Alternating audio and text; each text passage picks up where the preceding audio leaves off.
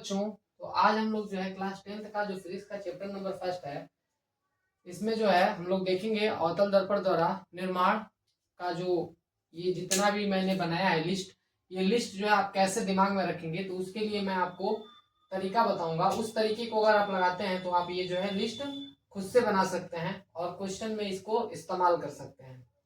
तो उसके लिए सबसे पहले आप ये दो फिगर बना लेंगे। ये फिगर है आप लोग का, जब वस्तु को कहाँ रखा जाता है, वक्रता केंद्र पर रखा जाता है, तो उसका प्रतिबिंब कहाँ बनता है, वक्रता केंद्र पर ही बनता है। और ये कैसा होता है आपका, वास्तविक तथा उल्टा होता है, ठीक है। और इसकी साइज क्या होती है, समान होती है।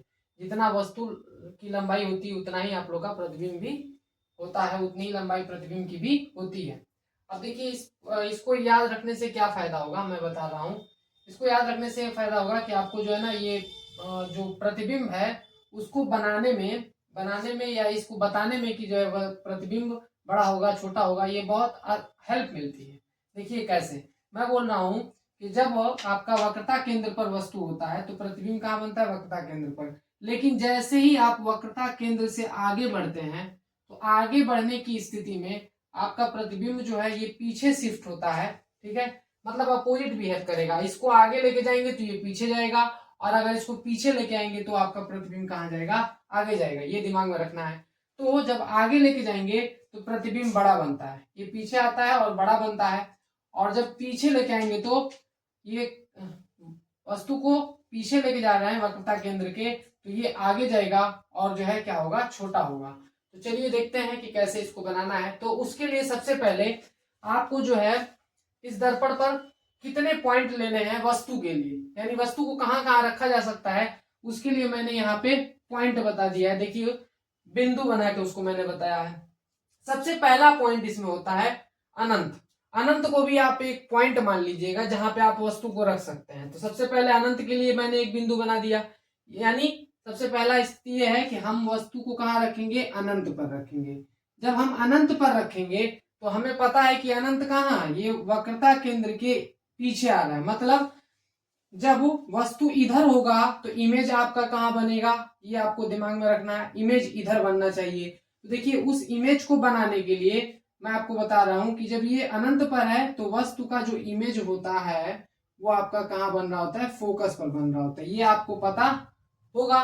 तो देखिए ध्यान से, जब वस्तु को अनंत पर रखा तो इमेज कहाँ बन रहा है आपका, फोकस पर बन रहा है, ठीक है, फोकस पर, ठीक है। तो कैसा होगा, ये जो है इसके इधर है और ये इधर है। तो मैंने बोला था ना कि ये आगे बढ़ेगा, जब ये इसको पीछे लेके जाएंगे तो ये आगे बढ़ेगा।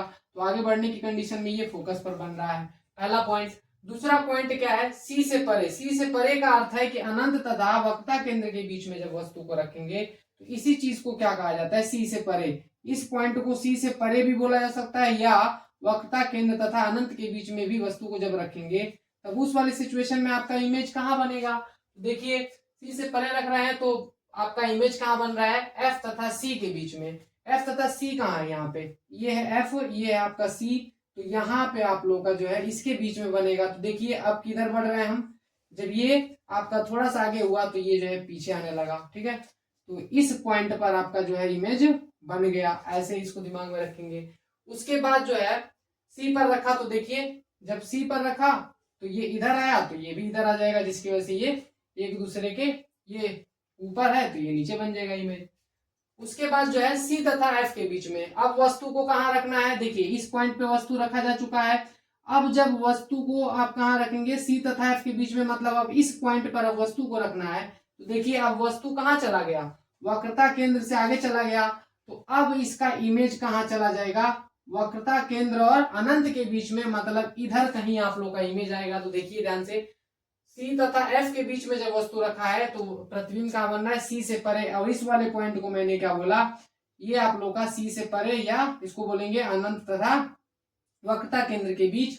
और ये पीछे आ रहा है तो मैंने क्या बोला था, जब वस्तु आगे बढ़ता है इस वाले पॉइंट पर बराबर होता है, आगे बढ़ाएंगे तो ये आप लोग का इमेज क्या होता जाएगा, बड़ा होता जाएगा।